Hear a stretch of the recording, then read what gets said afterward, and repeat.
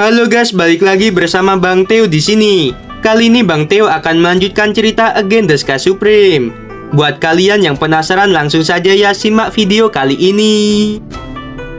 Ji Boyuan bersujud dengan gemetar dan berkata, "Tuan Kaisar Abadi, berita ini benar." Fang Rulong menarik napas dalam-dalam, mengepalkan tinjunya dan menggertakkan gigi. "Katakan padaku, apa yang telah terjadi? Bukankah Tanyun ada di ranah Kaisar Raja? Bagaimana dia bisa menghabisi kepala pelayan?" Kepala pelayan dan adiknya, mereka di ranah Kaisar Agung tingkat ke-11. Jenderal Agung Baiyuan juga berada di ranah Kaisar Agung tingkat ke-11. Selain itu, Kaisar Abadi ini telah mendengar bahwa kedua putra Baiyuan kuat. Jadi bagaimana mereka bisa mati? Mendengar ini, Ji Boyuan berkata, "Melapor kepada Kaisar Abadi. Tanyun memang berada di ranah Kaisar Raja beberapa dekade yang lalu, tetapi sekarang dia di ranah Kaisar Agung tingkat pertama. Kedua putra Baiyuan ditangkap oleh Tanyun dan dihabisi dalam waktu yang singkat. Aku menemukan melalui kesadaran Abadi bahwa meskipun Tanyun di ranah Kaisar Agung tingkat pertama, dia memiliki kekuatan untuk melompati ke ranah Kaisar Agung tingkat ke-11. Juga, Kepala Sekte Laut Abadi 9 Surga yang bernama Sang Guancong, dia disebut adik Tanyun." Setelah mendengar ini, mata Fang Rulong dipenuhi amarah dan keterkejutan yang luar biasa. Siapa Tanyun ini? Dalam waktu singkat, dia benar-benar memasuki ranah Kaisar Agung. Jika apa yang kamu katakan itu benar, maka Tanyun menggunakan kekuatan tingkat pertama ranah Kaisar Agung untuk menghabisi ranah Kaisar Agung tingkat ke-11. Kemampuan lompatan tantangan seperti itu belum pernah dilihat oleh Kaisar Abadi ini. Aku mengerti, Tanyun bukanlah ranah Kaisar Agung tingkat pertama. Dia pasti telah menyembunyikan kekuatan aslinya. Tanyun, Sang Guancong, Kaisar Abadi ini harus menangkap kalian dan membuat hidup kalian lebih buruk daripada kematian." Fang Rulong memandang Ji Boyuan dan berkata dengan dingin, "Kamu pergilah." Ji Boyuan bangkit dari tanah dan pergi. Fang Rulong kemudian memerintahkan orang-orang untuk pergi ke kota Abadi Xiaohu dan meminta penguasa kota Xiaohushu untuk memanggil 8 penguasa kota besar kecuali Ouyang Duantian dan memimpin prajurit dan jenderal menuju ke Laut Abadi 9 Surga. Alasan mengapa Ouyang Duantian tidak diperbolehkan melakukan ekspedisi itu karena ia dan putrinya akan menikah lebih dari 11 bulan lagi. Saat Xiaohushu mendengar bahwa Tanyun menghabisi bawahannya yaitu Baiyuan, dia begitu sangat marah. Dia tidak menduga Baiyuan, salah satu bawahannya, tidak memberitahu dirinya sendiri setelah mengetahui bahwa Tanyun berada di Laut Abadi 9 Surga, tetapi diam-diam ingin menghabisi Tanyun dan mendapatkan hadiah dari Kaisar Abadi ke-9. "Baiyuan, sialan, kamu layak mati!" Xiaohushu berteriak dengan marah di aula. Pada saat ini, seorang wanita cantik memancarkan aura ranah Kaisar Agung tingkat ketiga. Dia melangkah ke aula. Wanita ini adalah putri Xiaohushu yang bernama Xiaohushuan. "Ayah, apa yang terjadi?" tanya Xiaohushuan. Jadi Xiaohushu memberitahu Xiaohushuan tentang kematian Baiyuan. "Ayah, jangan marah." Xiaohushuan mencibir. Tidak ada gunanya marah pada orang seperti itu. Segera, mata indah Xiaohushuan menunjukkan ekspresi terkejut. Di mana sebenarnya Tanyun ini? Dulu, ketika aku berada di markas aliansi kota, ketika aku melihatnya, dia hanyalah seekor semut. Tapi sekarang kekuatannya sangat menakutkan. Xiaohushu berkata dengan sungguh-sungguh, "Bagaimanapun, ayah harus menangkap Tanyun ini. Kaisar Abadi sangat menghargai kota Abadi Xiaohu kita." Setelah mengatakan ini, Xiaohushu memandang Xiaohushuan dengan senyum di wajahnya. "Suaner, selamat atas terobosanmu menuju ke ranah Kaisar Agung tingkat ketiga." Wajah Xiaohushuan tidak menunjukkan kegembiraan apapun. Matanya penuh dengan kekejaman dan kecemburuan. "Ayah, mengapa Kaisar Abadi begitu baik pada Ouyang Qianqian? Ouyang Qianqian telah melarikan diri dari pernikahan, tetapi Kaisar Abadi ingin menikahinya. Ayah, aku sudah lama ingin menjadi nyonya Kaisar Abadi, jadi ayah harus membantuku." Mendengar ini, Xiaohushu tertawa dan berkata, "Putriku, ayah memberitahumu kabar baik beberapa hari yang lalu. Ayah telah mengatakan hal ini pada Kaisar Abadi.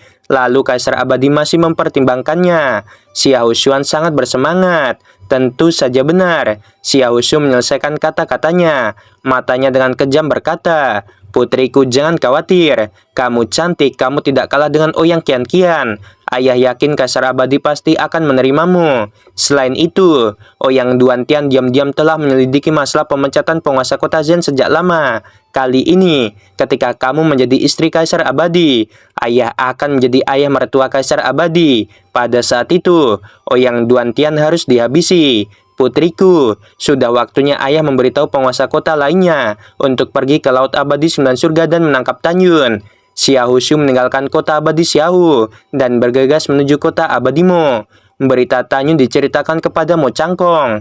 Mo Changkong meraung, "Tanyun, kamu menghabisi putra satu-satunya dariku, adik laki-laki kedua dan ketigaku. Aku bersumpah, aku akan memotong mayatmu menjadi 10.000 keping."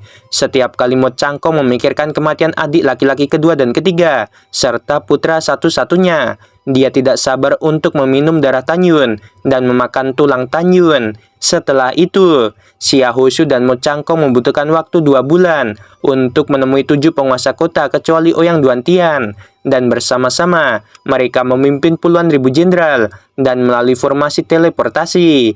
Ketika semua orang membutuhkan 10 hari lagi untuk mencapai Pulau Wang Songsun, mereka menemukan bahwa Tanyun dan Sang Guancong telah meninggalkan gedung dalam keadaan kosong. Kemarahan yang tak ada habisnya memenuhi hati Mo Changkong dan lainnya. Karena marah, mereka menghancurkan Pulau Wang Songsun, mengubah seluruh pulau menjadi reruntuhan, dan tenggelam ke laut. Setelah itu, butuh lebih dari sebulan bagi 9 penguasa kota besar untuk kembali ke mansion Kaisar Abadi dan memberitahu Kaisar Abadi tentang hilangnya Tanyun. Setelah Fang Rulong mendengar ini, meskipun dia tidak senang, dia tidak marah, karena dia mengira Tanyun tidak sebodoh itu dan tinggal di Laut Abadi Sembilan Surga.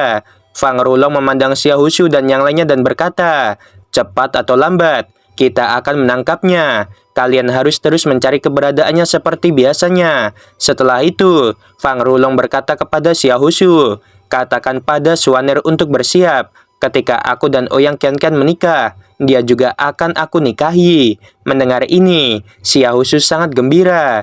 Penguasa kota lainnya melihat mata Xiahou Shu berubah, mengepalkan tangan dan memberi selamat kepadanya. Hanya tersisa 25 hari sebelum hari pernikahan Kaisar Abadi.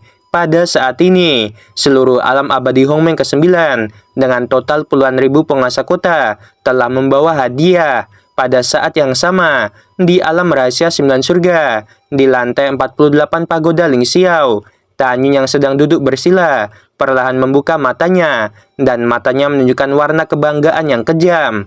"Aku akhirnya melangkah ke ranah Kaisar Agung tingkat kedua. Kekuatan jiwa Kaisar Tanyun sekarang sebanding dengan ranah Kaisar Agung tingkat 12. Tanyun sangat percaya diri, belum lagi di alam abadi Hongmeng ke-9, bahkan di seluruh alam abadi, tidak ada orang yang menjadi lawannya." Setelah itu, Tanyun mengirimkan transmisi suara kepada semua orang. "Sekarang, saatnya kita mengambil inisiatif menyerang. Semua orang dan binatang buas meninggalkan pagoda Ling Xiao. Ayo terapkan rencana pertempuran." Setelah mengatakan ini, Tanyun menghilang begitu saja dan muncul di puncak gunung.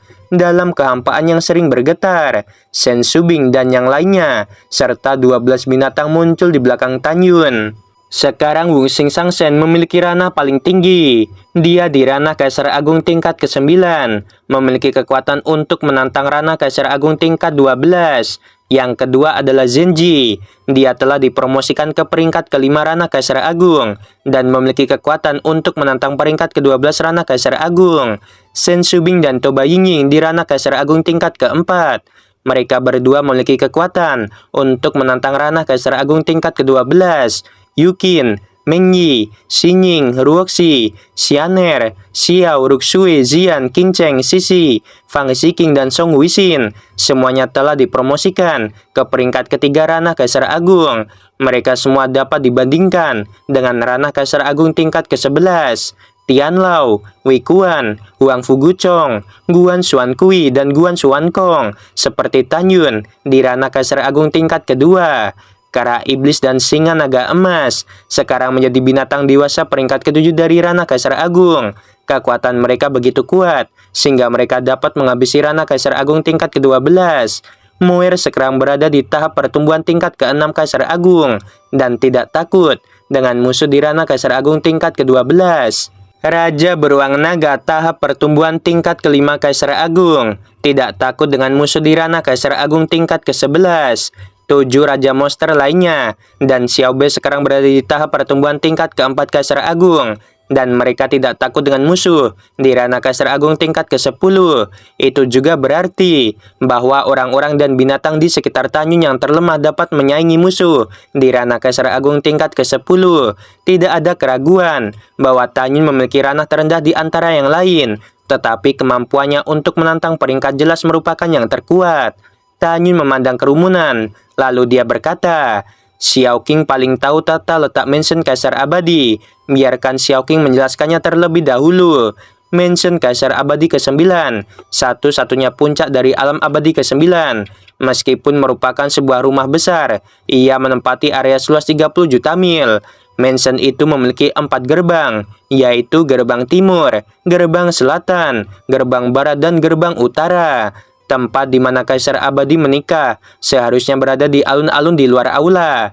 Karena alun-alun ini luasnya 300.000 mil, hanya tempat ini yang dapat menampung puluhan juta penguasa kota yang datang untuk memberi selamat. Tentunya, jika ingin keluar harus melewati 4 gerbang. Menurutku, jika kita ingin menghabisi semua orang di dalam, kita akan berpencar dan memblokir ke-4 gerbang. Mendengar kata-katanya, semua orang mengangguk setuju. Suamiku, tolong buat pengaturannya, kata Shen Shubing sambil tersenyum. Baiklah, setelah Tanyun menjawab, dia memikirkannya dan berkata, Kera tua akan menjaga gerbang timur. Kera iblis berkata, aku tidak akan pernah membiarkan siapapun pergi. Tanyun tersenyum dan berkata, Dato, jaga gerbang selatan. Moer dan Raja Beruang Naga memblokir gerbang barat. Sebelum Tanyun selesai berbicara, Xiao Bei yang mengenakan gaun putih cemberut dan berkata, aku ingin bersama kakak beruang. Mendengar kata-kata itu, Raja Beruang Naga menyeringai. Baiklah, kalau begitu kalian bertiga jaga gerbang barat. Tanyun berkata, adapun gerbang utara dijaga oleh 7 Raja Monster, termasuk Raja Elang Ungu, Raja Iblis Serigala Api Emas. Setelah berbicara, Tanyun berkata lagi, Tianlao, Guchong, Xuankong, Xuankui, Wei-Kuan, Wishin, kalian berenam juga akan pergi. Semua manusia dan binatang yang menjaga gerbang utara mematuhi perintah Wishin. Bawahan patuh. Tanyun memandang Song Wishin yang mengenakan gaun hitam panjang dan berkata, gerbang utara diserahkan kepadamu. Jangan membiarkan siapapun pergi. Tuan, yakinlah bawahan mengerti. Song Wishin menganggukkan kepalanya dengan berat. Kemudian Tanyun berkata, Sang Guanfei, kamu hanya berada di peringkat ke-11 ranah Kaisar Raja. Jadi kamu tidak cocok untuk berpartisipasi dalam perang. Kamu tinggal di dalam pagoda Ling Xiao dan terus berkultivasi. Setelah Sang Guanfei menjawab, dia terbang ke dalam pagoda Ling Xiao. Tanyun berkata, yang lain akan mengikuti diriku ke mansion Kaisar Abadi untuk menghabisi musuh. Semuanya, ingatlah bahwa pertempuran berikutnya di mansion Kaisar Abadi ke-9 akan menjadi pertempuran terakhir kita di alam abadi Hongmeng ke-9. Setelah perang ini, kita akan pergi ke alam abadi lainnya dan menjarah cukup banyak mata air abadi. Juga, kita tidak akan pernah membiarkan siapapun pergi dalam pertempuran ini. Kita akan menghabisi semua orang di mansion Kaisar Abadi ke-9. Bahkan semua binatang yang memiliki kecerdasan tidak boleh dibiarkan pergi hidup-hidup. Karena pertumpahan darah di mansion sangat penting. Seseorang pasti akan pergi ke alam dewa untuk melapor kepada Dua Supreme. Jika kita tidak memusnahkan semuanya, maka setelah mereka memberitahu Dua Supreme, pada saat itu kita akan berada dalam bahaya.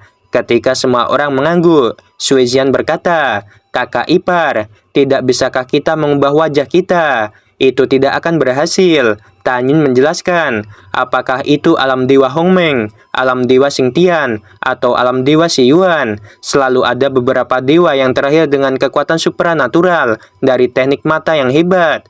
Dewa-dewa ini, berdasarkan penampilan kita saja, dapat menyimpulkan apakah kita sedang menyamar dan kemana kita melarikan diri. Mendengar kata-kata itu, mata Sui Jian membelalak. Dewa-dewa ini sebenarnya memiliki kekuatan magis. Jika kita mempelajari kekuatan magis ini, tidakkah kita dapat menyimpulkan orang-orang yang ingin kita temukan? Tanyun berkata sambil tersenyum. Itu tidak mutlak. Ada 2 cara untuk menghindari teknik deduksi hebat. Salah satunya adalah selama kultivasi sendiri lebih tinggi daripada dewa yang melakukan teknik deduksi hebat.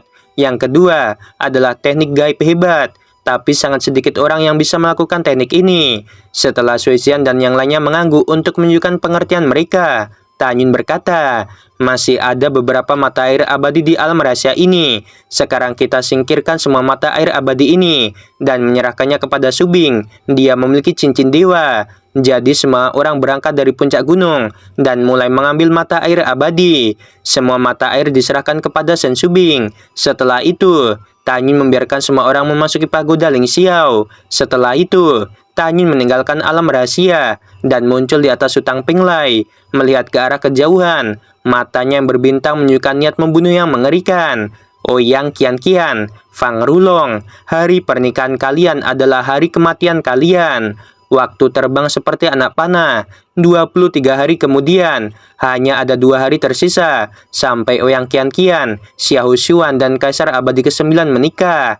Karena mansion Kaisar Abadi terdapat formasi teleportasi yang mengarah ke 10 kota besar. Oleh karena itu, Xiahou Xuan dan Ouyang Qianqian dapat mencapai mansion Kaisar Abadi hanya dalam 2 hari. Di kota abadi Xiahou, di kamar kerja, Xiahou Xuan mengenakan gaun pengantin, berdiri langsing di depan cermin. Wajahnya yang memukau penuh kegembiraan di lubuk hatinya. Xiahou Xuan tidak peduli apakah Fang Rulong itu adalah seekor anjing pesuruh atau bukan. Di dalam hatinya, kekuatan adalah yang utama. Oke guys, sampai sini dulu ceritanya, kita lanjut di next episode. Sebelum video berakhir, Mimin mau bilang sungguh membagongkan. Oh ya, selamat hari libur ya buat kalian. Nikmati liburan kalian bersama keluarga kalian, teman-teman. Kebahagiaan utama itu bisa bersama dengan keluarga ya. Oke.